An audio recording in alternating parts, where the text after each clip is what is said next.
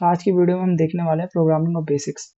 ठीक है, तो प्रोग्रामिंग ऑफ बेसिक्स मतलब क्या कहना चाह रहा हूँ मैं कि हम अब अपनी कोडिंग स्टार्ट करने वाले हैं। ठीक है, तो अब में एक फॉर्मेट होता है कोड का जो कि सी प्लस प्लस में इस्तेमाल होता है। ठीक है, फॉर्मेट। तो फॉर्मेट क्या होता है, मतलब हम कोड लिखते कैसे हैं, ये हैश होता है। ठीक है, include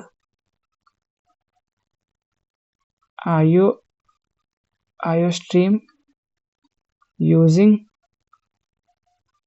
name space STD int main, यहाँ मेन फंक्शन होता है, ब्रैकेट कर्ली ब्रैकेट। इसके अंदर जब कर्ली ब्रैकेट होता है उसके अंदर अपना कोड लिखते हैं, सी आउट। यहाँ पे मान लो मुझे लिखना है हेलो या हेलो दुनिया, कुछ भी, और हैंडल, और यहाँ पे हमें रिटर्न 0 कर रहे हैं। ये हमारा बेसिक फॉर्मेट होता है किसी भी कोड का लिखने का। ठीक है, और इसमें चीज़ें क्या क्या होती हैं वो समझते हैं। ये जो पहला वाला होता है, ये जो बोल रहे हैं इंक्लूड आईओ स्ट्रीम। ठीक है, इसको हम बोलते हैं क्या, ये हमारी एक हेडर फाइल है, हेडर फाइल है। बेसिकली करता क्या है, एक कंपाइलर को बताता है कि इनपुट आउटपुट हमें यूज करना है।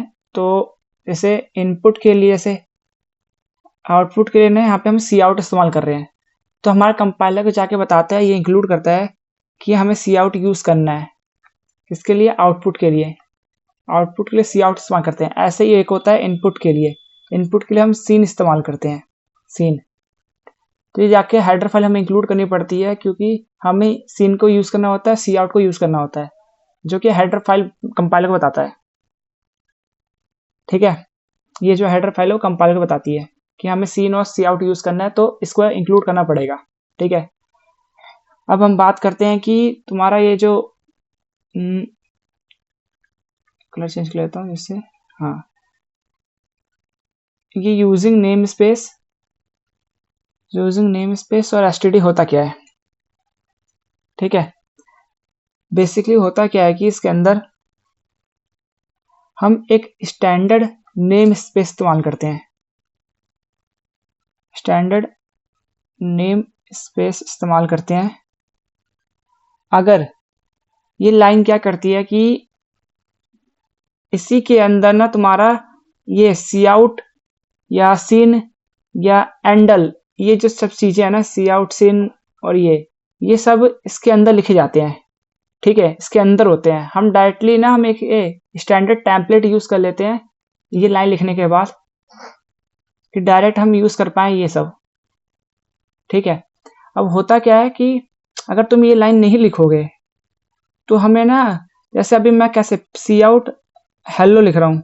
ठीक है, ये लाइन लिखने के बाद मुझे हर लाइन के ये लिखने की जरूरत नहीं है, बस ऊपर ऐड कर दो यूजिंग नेम स्पेस एसटीडी और सी आउट हेलो लिख दो तो प्रिंट हो जाएगा। अगर मुझे सीन लिखना होगा, सीन ए, तो ऐसे लिख सकता हूँ।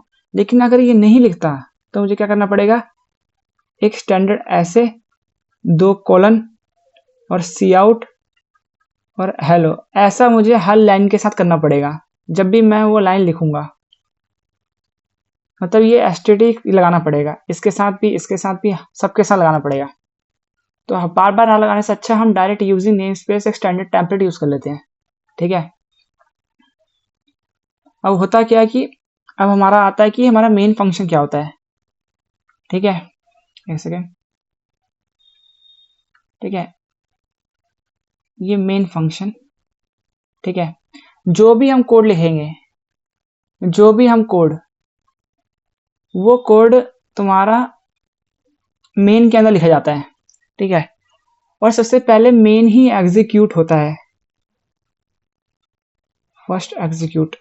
सबसे पहले मेन एग्जीक्यूट है, इसके अंदर जो कर्ली ब्रैकेट है ना, ये कर्ली ब्रैकेट, इसके अंदर हम सारा कोड लिखते हैं, लाइन ऑफ कोड। ठीक है, लेकिन जब भी हमारा कंपाइलर एग्जीक्यूशन होता है, जब भी जहां पे हमारा मेन है, जहां पे हमारा मेन लिखा गया है, तो सबसे पहले वो कोड वही लिखा जाएगा। ठीक है, अब बेसिक होता क्या है कि अब कर्ली ब्रैकेट के अंदर हम लाइन ऑफ कोड लिखते हैं। ठीक है, लाइन ऑफ कोड। अब लाइन ऑफ कोड का मतलब कि अगर मुझे ये प्रिंट करना है हेलो दुनिया या हेलो या हाय, तो हमें ये जो कमांड है ये लाइन लिखनी पड़ेगी। कहने का मतलब कि जब भी मेरे को प्रिंट करना है या हेलो, वो इसके अंदर लिखा जाता है कर्ली ब्रैकेट के अंदर। ठीक है। सी आउट मतलब होता है कि प्रिंट करना। ठीक है, प्रिंट करना। और यहाँ पे लिखा है मैंने एक चीज, इसको बोलेंगे, एक सेकेंड, हैंडल। हैंडल हम तब यूज करते हैं जब हमें नेक्स्ट लाइन में जाना हो। जब हमें नेक्स्ट लाइन पे जाना हो तो हम हैंडल इस्तेमाल करते हैं। और रिटर्न जीरो का मतलब होता है कि हमारा जो फाइनल एग्जीक्यूशन है, जो हमारा जो कोड है, जो हमारा कोड है रिटर्न जीरो, वो हमारा सक्सेसफुली रन कर गया है।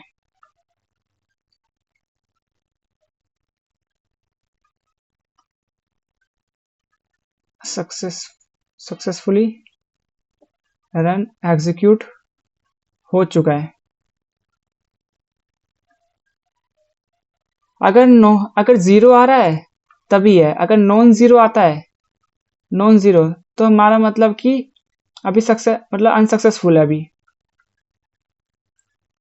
एग्जीक्यूशन हमारा। ठीक है, ये होता है हमारा मतलब बेसिक स्ट्रक्चर, कैसा हमारा कोड दिखता है। ठीक है, अगर मैं इसको तुम्हें कोड में दिखाऊं, एक सेकेंड। ठीक है, अब देखो, अगर यहाँ पे मैं एक फाइल बना दूं, जैसे आज का लेक्चर नंबर 11 है। ठीक है, अब लेक्चर नंबर 11 के अंदर मैं एक फाइल लिख रहा हूँ, क्या बोलते हैं इसको, या फर्स्ट डॉट cpp। ठीक है, cpp C++ की एक्सटेंशन होती है, इसके अंदर हम फाइल सेव करते हैं। ठीक है, अब जब अपना कोड लिखेंगे, पहला हमारा क्या कोड था, इंक्लूड IO स्ट्रीम। ठीक है, हमने अपनी हेडर फाइल इंक्लूड कर दी। ठीक है, अब क्या होता है, हमें स्टैंडर्ड नेम स्पेस ऐड करना पड़ेगा।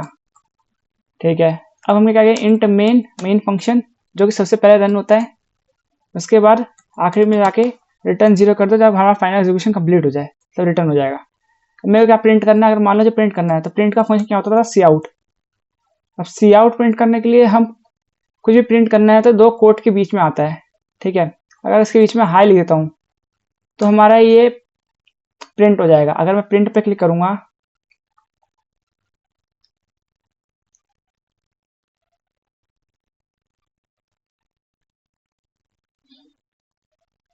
ये देखो हमारी फर्स्ट डॉट exe फाइल भी आ गई और एक हाई भी प्रिंट हो गया।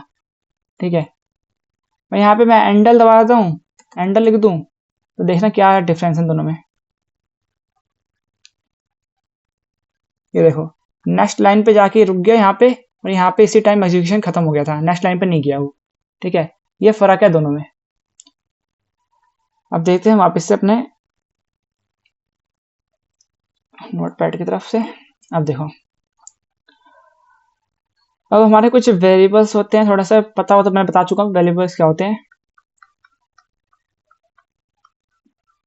वेरिएबल्स क्या होते हैं, वेरिएबल्स मतलब कि ऐसा बोल सकते हैं हम इसको, नेम्ड स्टोरेज मेमोरी लोकेशन। कहने का मतलब जो मैं वेरिएबल बना रहा हूँ एक लोकेशन पे जाके मेमोरी के अंदर सेव होती है। ठीक है, एक वेरिएबल के अंदर जब स्टोर करवाता हूँ, जैसे मान लो मेरे को सम है, उसको मैं 50 दिया, इसका सम का जो टाइप है वो इंटीजर है। ठीक है, 50 स्टोर किया, तो ये जाके एक वेरिएबल मेमोरी के अंदर जाके ये स्टोर हो जाएगी। ठीक है, मेमोरी के अंदर जाके स्टोर हो जाएगी।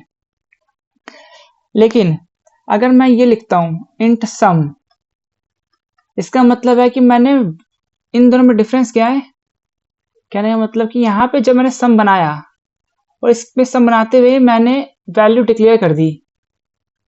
ठीक है, और यहाँ पे क्या किया, मैंने बस सम को इनिशियलाइज किया है, डिक्लेयर नहीं किया है कुछ भी, मतलब उसकी वैल्यू अभी डिफाइन नहीं की है मैंने।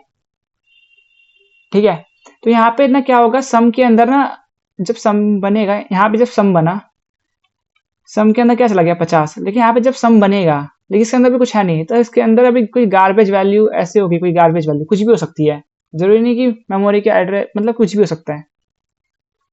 ठीक है, मतलब उसको हम फर्स्ट टाइम हमें उसको वैल्यू देनी पड़ती है, वरना उसके अंदर गार्बेज वैल्यू होती है। क्या होती है? Garbage value. ठीक है, अब कुछ ऑपरेटर भी होते हैं जो कि आगे कोड के साथ हम जहां जरूरत पड़ेगी हम उसको सीख लेंगे, उतना इंपॉर्टेंट नहीं, बट ठीक है, बेसिक ऑपरेटर तुम्हें आते होंगे।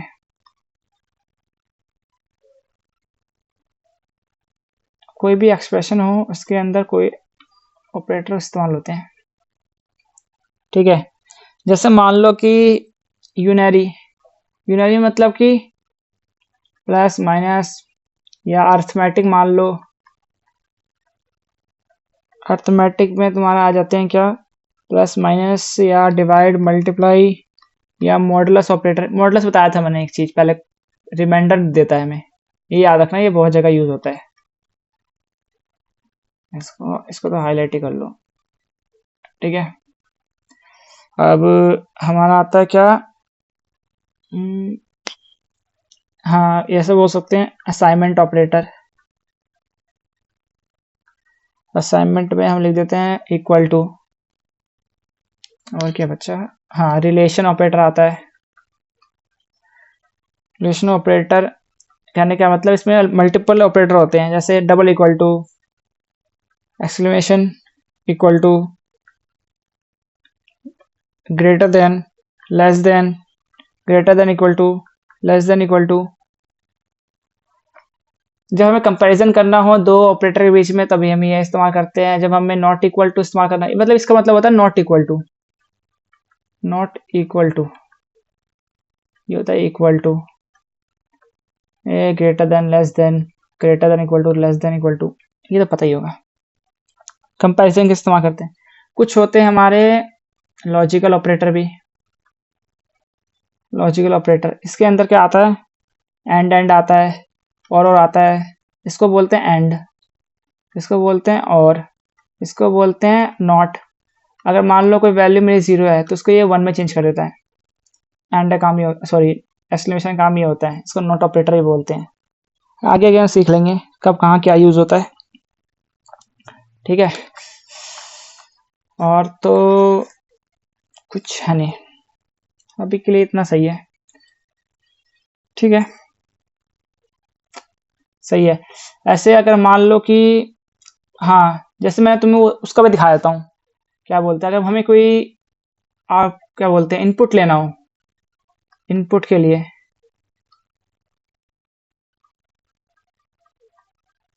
इनपुट लेने के लिए तो हम सीन इस्तेमाल करते हैं, सीन। और इसका जो होता है ये एरो इस साइड होता है, लिखने का तरीका है ये। ठीक है, इसको समझते हैं कैसे होता है, देखो। ठीक है, अगर मान लो यहाँ पे सी आउट किया था मैंने, ठीक है, अब मुझे यहाँ पे करना है कि छोड़ा एक नया बनाता हूँ, उससे इजी होगा तुम समझना। मान लो इनपुट, इनपुट डॉट सीपीपी, ठीक है, इनपुट डॉट सी बनाया मैंने, ये लिख लेना। हम डायरेक्ट भी लिख सकते हैं इसको, लेकिन ये अच्छा रहेगा कि लिख लिख के प्रैक्टिस हो जाए। यूजिंग नेम स्पेस std, ठीक है। अब इंट मेन फंक्शन, उसके बाद हमारा रिटर्न 0 कर दो। ठीक है, रिटर्न 0 मैं पहले पूरा कोड ले लेता हूँ, उसके बाद रिटर्न 0, फ्लो सही से चलना चाहिए। अगर मान लो कि मुझको सी आउट करना है तो मैं बता चुका हूँ कि या हेलो लिख दो। ठीक है, उसके बाद अगर तुम्हें, ठीक है, ये हो गया। सेमीकोलन बताता है कि हमारा जो लाइन है वो खत्म हो चुकी है। ठीक है, अगर मुझे इनपुट लेना है तो अगर मेरा इनपुट लेना है ए, फिर वापस मुझे सी आउट को उसको प्रिंट भी करना है। ठीक है, मैंने ए इनपुट भी लिया और मुझे उसको प्रिंट भी करना है। ठीक है, और आखिरी में जाके रिटर्न कर दूंगा 0। ठीक है, लेकिन उससे पहले मुझे जो ए है उसको भी बनाना पड़ेगा, इंट ए, इंट ए। ठीक है, अब देखो मेरा एग्जीक्यूशन कैसे काम करेगा।